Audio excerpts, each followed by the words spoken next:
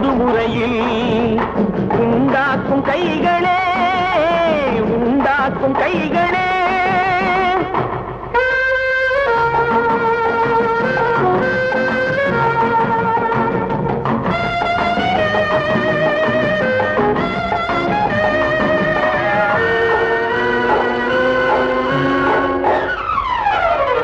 உலகம் எங்கும் தொழில் வளர்க்கும் மக்கள் ஒன்றாய் கூடுவோம்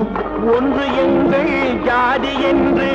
ஓங்கி நின்று பாடுவோம் சமயம் வந்தால் கருவி ஏந்தி போர் முனைக்கு